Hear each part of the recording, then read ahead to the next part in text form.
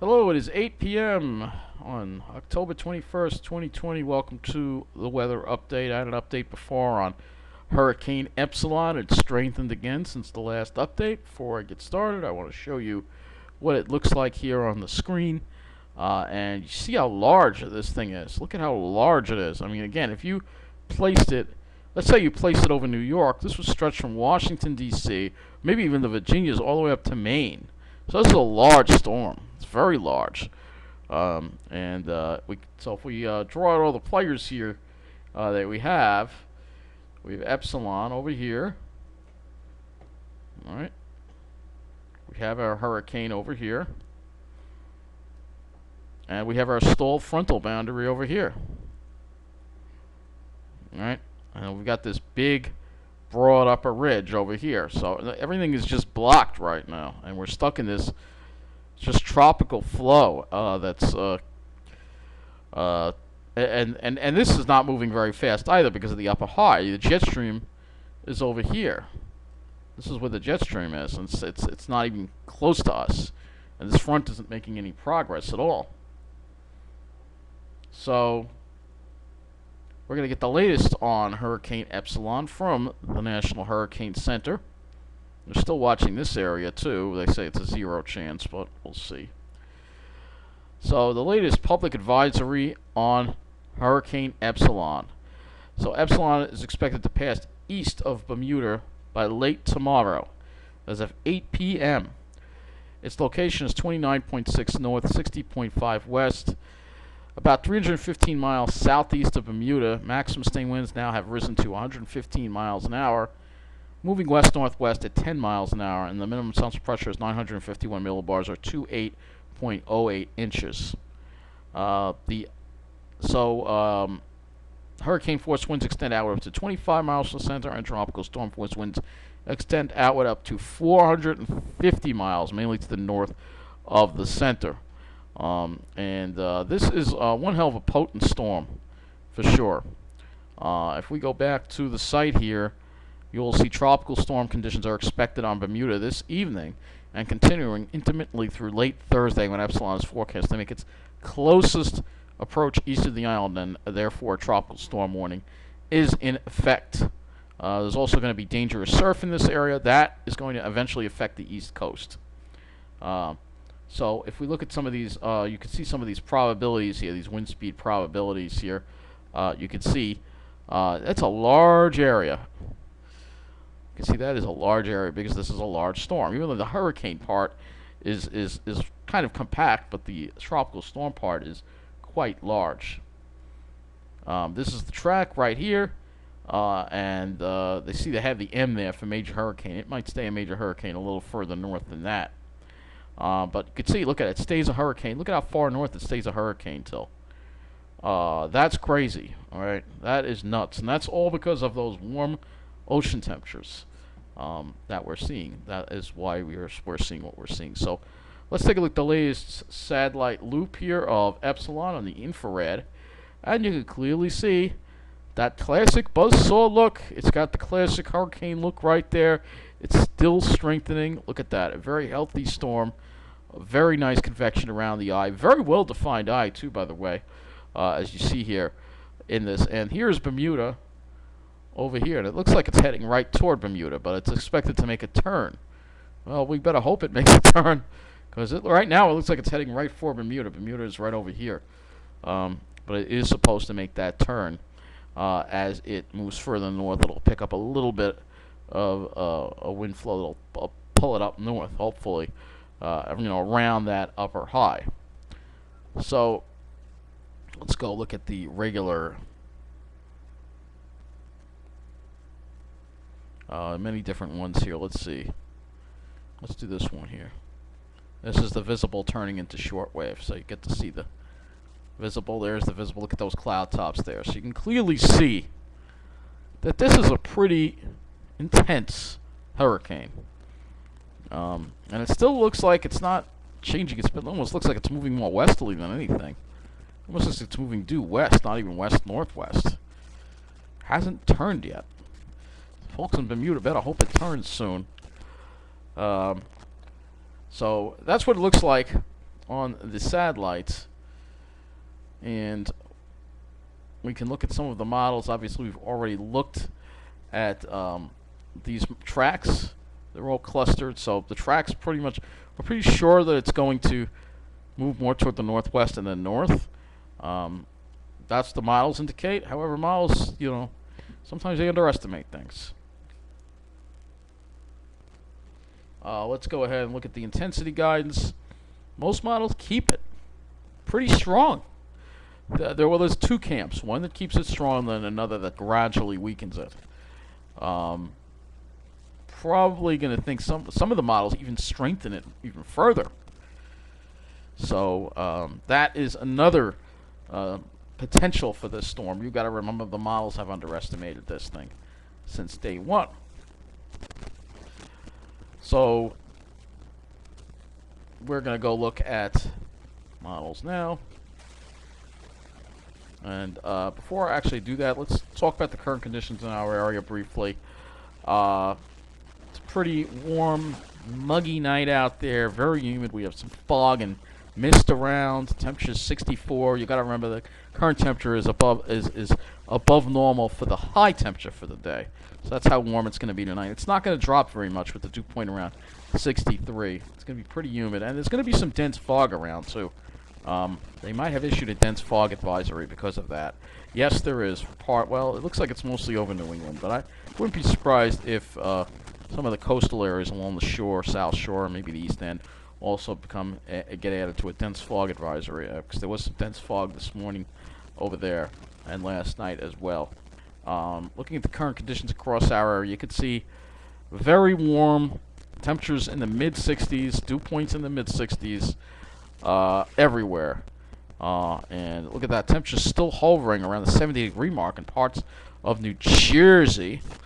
And let's take a look and see how hot it was today across the area. Fortunately, the sun was trying to come out, but it never made it out here. So luckily, it didn't get too much warmer than the upper 60s here because of that. And we'll check the temperatures now. Maximum temperature across our area. And yeah, it was just around 70. It was just around 70 on Long Island, pretty much. So I actually didn't have to go to the South Shore and deal with the obnoxious people down there because it wasn't too bad with the sun not out. It was not much of a difference in temperature between the South Shore and the middle of the island. However, if we go to New Jersey, well, there was a big difference, and boy, was it hot there. And there we go. Toms River got up to, at Miller Air Park, hit 77 degrees. They got up to 77 degrees today. And look at that, and 80 degrees at Lakehurst. So very hot in Jersey, almost near 80 in a large portion of the state south of the Raritan. There's even an 84 reading in Vineland. So wow, brutal.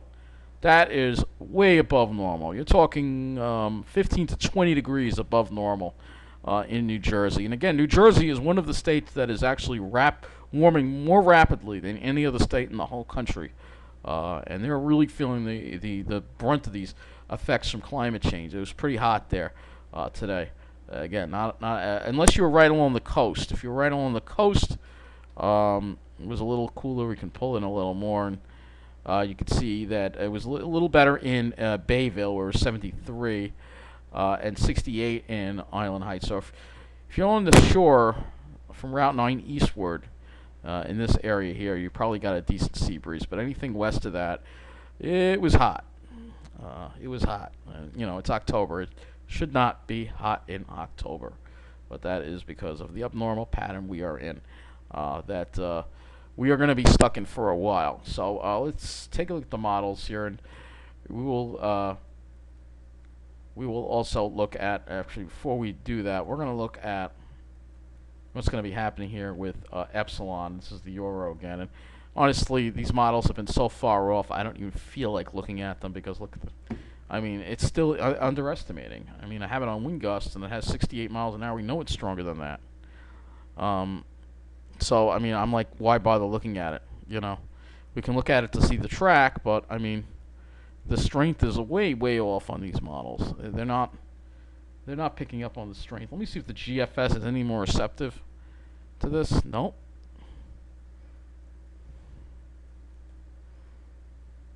still have not really. I mean, the maximum sustained winds are 115 miles an hour. If this thing's set to wind gusts and the highest it's got 67, that's totally wrong.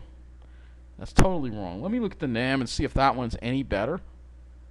Oh, that's right. It's too far east for the NAM. Well, what can I say? There you go. The models, as far as intensity goes, they're pretty much useless. Let's go look at the tropical tidbit site instead, and we will pull this out. And at least this will give us an idea of where it's tracking and why it's tracking the way it is. So I'm going to change this to the North American view. Here we go. And the upper air view. So let's go to the upper air. So you see the pattern we are in once again. We've got the trough. Draw this out here again for you so you can see that in blue. We've got a trough like this, and this is the jet stream right here, and it's just going way up, huge ridge. So only the upper Midwest is seeing any cool down. The rest of us are dealing with this upper ridge, this heat that is over us, this big upper ridge right here over the Atlantic. All right, and this southwesterly flow. And in between these two, you've got the stall front right here. And here's Epsilon. So Epsilon is going to eventually, because there are westerlies here, eventually make more of a turn. And it's going to stay over the ocean and hopefully miss Bermuda. This is what should happen. So let me clear this out of here, and we'll put this in motion so you get to see what happens. So there's Epsilon slowly moving. I mean, considering how far north it is, it's moving pretty slow. And here we are into Friday morning, and it's still just passing north of Bermuda. And then finally, it starts accelerating, starts getting picked up on Saturday. And you can see how wrapped up this thing is all the way out. And then finally, whoa, we're missing a couple of runs here. Went from 60. All right, it just gets absorbed into the this trough right here. But we're gonna still have to watch its impacts on Europe because it's a ways away. But once it passes, and this upper high, we finally lose this upper high. Finally, we can get a trough in here, and it'll cool things down. And we'd have to wait again. It keeps pushing it off. We have to wait until the last weekend of October before that happens, before we have a really decent cool shot of air. So it's just a stubborn pattern with this ridge. And look, there's another tropical system forming there. We know there's going to be at least one or two more, at least. And again, it's very hard because the models were saying that another storm was going to become the system, as I was saying last night, was going to become the system known as Epsilon, and that did not happen. So let's look at the European model. So here's the European model, and you see how it comes close to Bermuda. And then you can see it kind of get absorbed there into the upper trough, all right? But you see the same idea here with that ridge in the east. Euro has a much bigger trough for next week, so the Euro is definitely more encouraging than GFS when it comes to a nice bigger trough and a nice big cool down, which is what we need so badly here because we have been well above normal. So let me go back to the GFS, and we'll go ahead and we will look at. We'll put this in the precipitation view. So you can get to see, and again, the pressure is way under. What was the pressure in this update? The minimum central pressure was, let's see, where is it on here? Well, they don't list it over here, right? So if we go back to the hurricane site, what is the minimum central pressure on that?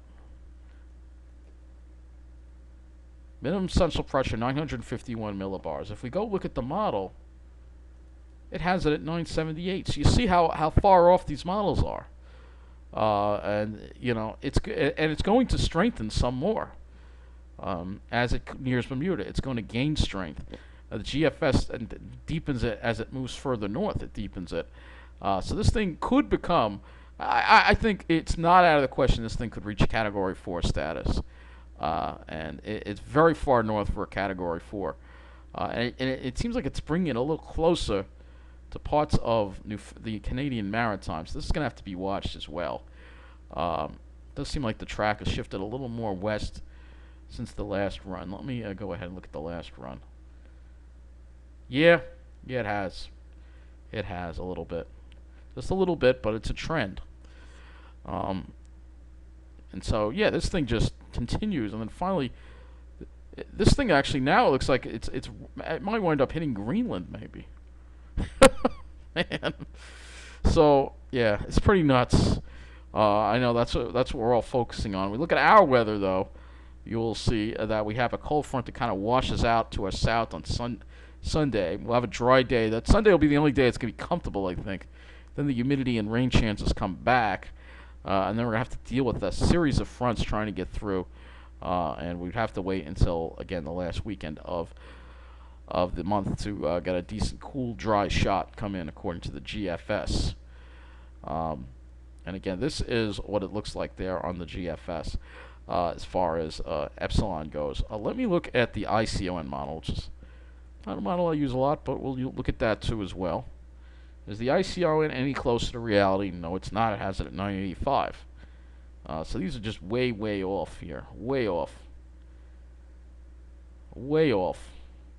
But it's going to strengthen. You can see it's going to get pulled in by this trough here. And, yeah, it's going to get pulled toward Greenland. Wouldn't it be odd if they had a hurricane in Greenland or a post-tropical hybrid in Greenland? With climate change, anything is possible. So let me go look at. Let's see what other models we have we can look at here. Any other ones that I want? It's too far out for the NAM. The NAM doesn't go that far out. We can look at the CMC as well, the Canadian model as well. None of these models are right, though. Even the Canadian doesn't have it. It's way deeper than the models. I'm thinking this thing, yeah, this thing is really going to deepen. Look at the Canadian. Now, we know the Canadian likes to spin stuff up, but look, it has something else going here. I mean, this year the Canadian's been pretty right when it comes to anything and everything spinning up and becoming something, which is, again, this is the environment we're dealing with here. So, now that you know what's going on, let's take a closer look at our local area. Now, the impact with Epsilon will not impact area, except maybe for some high surf and waves, perhaps, because it is such a large storm, you know. It is such a large storm. So let's look at the GFS here. Not really much in the way of rain, but there could be drizzle and occasional shower. It is generating some showers to our west on Friday. There's Epsilon making its approach. I'm hoping Saturday we can have some more clear skies. Maybe there'll be some subsidence around the periphery of this thing. And maybe even Sunday too. But then here comes the next system, and we're dealing with more stall front syndrome next week as we finally we have to wait until the weekend to finally break out of this, which would really suck. Alright, so let me go look at the NAM. As far as the NAM goes, the precipitation, and then we'll look at the HRRR as well. And again, there's not going to be much in the way of precipitation. There could be a light shower or drizzle, just because we're in such humid air. You can see a high tries to build down from the northeast. And I think with Epsilon here, hopefully, like I said, it'll give us some more sunshine, hopefully, Friday and Saturday, hopefully. Pulling down some drier air and creating an area of subsidence, I hope. Because it's been pretty damn dreary. So let me go back to GFS, and we'll go ahead and look at our temperatures, because it's still going to be above normal. So tonight, we're probably not going to go below 60. It's going to be a muggy night. Tomorrow, we're going to have a higher starting point, and tomorrow is going to be a warm one. Everybody gets well into the 70s, maybe 80 degrees, especially in New Jersey. I think they'll see 80 again, maybe even above 80. And again, another muggy night tomorrow night. Here's Friday. It's a little cooler because, again, we see that high trying to build down a little bit with a northeast wind. Same thing for Saturday, so it'll be a little bit better. Temperatures in the upper 60s and low 70s. We hopefully shouldn't see 80, though maybe in New Jersey that's always a possibility. And then as we get to Sunday, much cooler because we have a front that does come through, but it stalls to our south. So the question is, will we even clear it out? I'm not even going to look beyond then as far as temperatures go. The other thing, of course, is the dew points, and we'll take a look at that. And this is the dew point outlook here on the GFS, and you can see just to our north there's some dry air that tries to come in. Man, if you're in if you're in Albany or New Hampshire or Vermont or Maine or even parts of northern Massachusetts, you're going to get a nice, comfortable day with lower dew points. But the rest of us are going to still be dealing with the humidity. And there's not a whole lot of wind out here. I'm assuming there will be another sea breeze in the afternoon, hopefully. And here's Friday, so you can see what happens. You get sort of a backdoor front that tries to come through. And Saturday, you see that cold front approaching us. All right. And then much drier air comes in on Sunday. So Sunday will be a lot more comfortable. But whether we'll have sunshine or not, that remains to be seen because the front does get hung up to the south. Whoops. The front does get hung up to the south, and that could impact things. I also want to look at the dew points on the NAM as well because that has somewhat of a better resolution. And here is the NAM. So you can see that humidity right there. But you can see what happens. There's just not really much air movement going on for tomorrow. And again, here's Friday. We're still kind of stuck in it, but you can see that there's some drier air trying to come in from the east and the north. And that's why I'm hoping Epsilon can pull some of that drier air in a little bit and at least give us a little less humidity and a little more sunshine, maybe dew points dropping. Maybe if we're lucky into the upper 50s for Saturday, and we'd have to wait until Sunday to see that really big drop in the dew points. So let me go back to the GFS, and we're going to go ahead and look at the clouds. This is the GFS Cloud Forecast, and it really doesn't have a whole lot of clouds tomorrow. There's a big difference between the GFS and the NAM in regards to this. You'll see. I'm thinking that it really underestimated the clouds a little bit today. It might wind up doing that tomorrow. But if we don't have that many clouds, the warmer it will be tomorrow. For Friday, it's got more cloud cover for us. And for Saturday, despite the storm being here, there's still a lot of cloud cover over us. I was hoping there'd be some substance. Maybe the model's overestimating the clouds, maybe. But again, the model is underestimating the strength of the storm. So if it's underestimating the strength of the storm, it's underestimating everything else around it. So you have to think about that. These models are not, we're kind of on our own here because the models are not being able to keep up with the changes going on in the atmosphere. So let's look at the NAM. You just kind of have to watch and see what's going on. So the NAM is a completely different look. Here's the NAM with cloud cover tomorrow, and it keeps the skies mostly cloudy tomorrow. And I bet as a result of that, the temperatures are probably much lower on the NAM. I bet they are. Same deal for Friday. Plenty of clouds around. So the NAM doesn't really get us out of the clouds at all. It keeps us in this dreariness. And I bet the temperatures, as a result of all that cloud cover, are probably not as high on the NAM. And they're not. That's what I figured. This is the NAM 3 kilometer. But they're not as high because of all the cloud cover, which is interesting. And the NAM is different with all the clouds. I have a lot more clouds around. I will look at the RGEM model too, the RGEM cloud model. And the RGEM cloud model also seems to think that we'll see some more sun tomorrow for a little bit, and then you're going to have that marine deck form offshore, and then come back in the late afternoon or early evening, probably cloud us up with fog again. And then the same thing for Friday. So it's pretty much the same thing. And here is Saturday. Again, plenty of clouds around, and this would be Sunday. Again, this front's going to get hung up to the south. If it would move far enough south, we could have a really nice day. But right now, it doesn't look like it's going to happen. But we'll have to, again, wait and see because so many things that are occurring right now, and we just kind of have to watch and see what's happening because the models sometimes just cannot keep up with all these changes going on, and Epsilon, despite it not impacting us directly, it will have an effect on the pattern in general. I do want to look at the HRRR as well. This is a model that we had a little bit of an issue with yesterday, trying to get all the information just to see somewhat higher resolution. So. It does not look like it has any shower activity. Again, this is the front. It's stuck way up to the north and the west here. I will check temperatures and dew points on this as well. See how the HRRR handles tomorrow's temperatures because this is a higher resolution model. And again, it looks like it has most of the heat over New Jersey. Long Island would probably avoid anything too bad for tomorrow. And if we look at the dew points, well, everybody's going to be dealing with those high dew points tomorrow again. But again, if you're up in Maine, oh, I'm jealous. You got beautiful weather. And I'm sure the colors must be at peak over there, too. I'm sure it must be really nice. But anyway, that is going to wrap up this weather update. Take care, and thank you for watching.